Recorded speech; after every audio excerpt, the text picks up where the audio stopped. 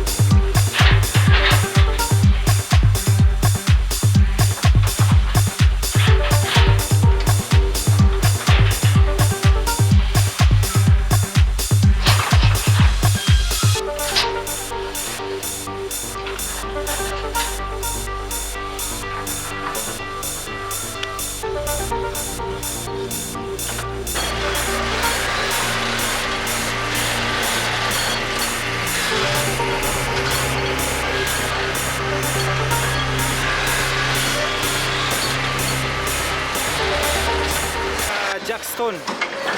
So gagawin kasi ito ng bridge. So sa kabila talagang nabuhusan na. Ayan o, yung foundation ng bridge. So ayan, ito kasi flood control kasi ito dito, galing ito ng Agdao. Ayan, so may box culvert dyan.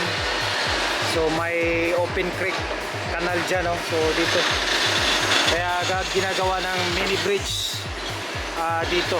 Saka yung mga mangingisda rin pwede din maka ano dito sa ilalim.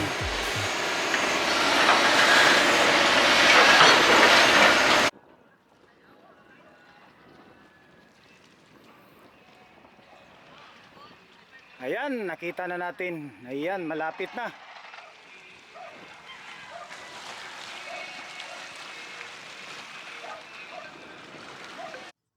Ayan, no, nandito tayo sa may kinatayuan natin dito sa Leon Garcia segment. Yung harap, yan yung Barangay Duterte, Arcastillo. So tuloy-tuloy yan dun sa may San Juan, Jerome. At napansin natin mga kapatid, yung nakikita nating white, yan yung tube, no? Yan yung first process nila na nilagyan ng mga buhangin dyan sa gilid. Sa kasaunahan, nakikita natin yung mga ship pile. May nakikita tayong mga nagbabao, no? Nagtutulak ng ship pile. So papunta na yan dito. So lahat ng gilid yan lalagayan ng ship pile. Pero patuloy pa rin yung tambak nila kasi yun ang proseso. Matapos yung ship pile yan, no? Nakikita natin, dyan lang yung boundary nila. Hindi na pwede magdugtong kasi lalagyan yan dyan ng box culvert. So baga may daanan ng tubig. So katulad sa project dun sa Rojas Extension Coastal Road. So mga 5 meters yan. So lalagyan niya ng box culvert dyan, yan sa gitna yan. Putol yan. So dyan lang sila yung boundary nila. Pero yung nakikita natin yan yung tube. So yung ship pile papunta na dito paglalagay at sa yan pala yung proseso para maging daan. No, yung nakikita natin. Parang backhoe siya pero specialize siya sa pagtutulak ng mga ship pile. So ayan, no, napakabilis ng progreso sa mga nakikita natin kasi every week tayo nag-update weekend dito sa project na ito. Ayan, so next time pagbalik natin iba naman din yung pagbabago dito. Ayan, so box culvert yan dyan. So dito tayo ngayon sa may Leon Garcia, no, nakatayo. So yan ang ship pile, no, yan sa gilid. So dito tayo sa gitna ng Leon Garcia. Ayan, in-update natin itong espalto. So last week dito ito sa kabila. Ngayon dito naman sila sa kabila na naman. Dito naman sila na side. Ayan. So tapos na ito na espalto dito. So dito na naman sila. Ayan, no, mga kapatid, no, nandito tayo sa may gitna o pinaka-center or area location segment, no, ng barangay itong Leon Garcia, Agdao. Ayan, no, nakikita natin. At saka pag-uusapan natin mga kapatid, no. Ayan, nakikita natin na ongoing yung espalto nila, no. So magkabilaan yan. So nasa 150 meters. Ito yung pinakagitna, no, na boundary nila. At saka dito sa gilid, no, may mga jackstone na. At saka tapos na rin sila mag-tube, mag ship pile. Ayan, no, nakikita natin yan yung minor bridge kanina dun sa vlog natin na nauna na video. So nag-dike na sila dito sa gilid. Ayan, no, so patambak na sila ng lupa kasi ongoing yung road nila. Saka yung nakikita natin na white, yan yung tube, no, ng Barangay Duterte, Arcastillo. Tuloy-tuloy yan, no, papunta dun sa Jerome, San Juan, din Jerome. Yung connecting yan dyan sa may Samal Island, no, Davao City Connector Bridge Project. So balita natin may exit dyan sa Jerome, no, at saka dito rin sa may Barangay Duterte Arcastillo dyan sa may Mats, no, may exit rin dyan, no. So ayan, sa Leon Garcia hindi natin alam, no, wala tayong balita. Parang wala silang exit dito sa may Leon Garcia. So ayan, no, medyo nauna kasi yung contractor dito sa Leon Garcia, kaya yan, no, nakikita natin na medyo talagang tapos na sila. Pero si pangalan dito si Barangay Duterte, Leon Garcia, bago lang yan sila, no. Dalawang contractor kasi dyan ang gumagawa, no? So sa ngayon nagtatambak pa sila, nag-ship pile, nag-tube, no.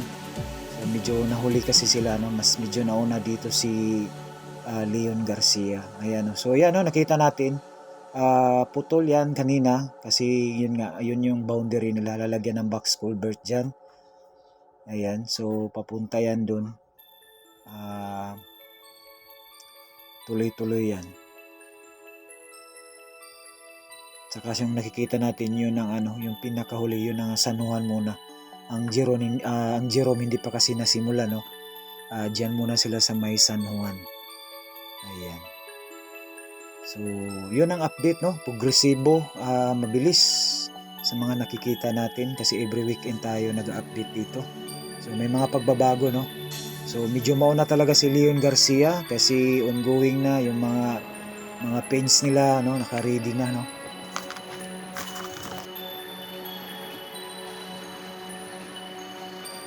Malapit sa may ano, sa may tulay o bridge. So ito pa yung mga kataas na itatambak dito para makaabot dyan sa ibabaw ng dyan sa may end up ng tulay dyan sa may abutment.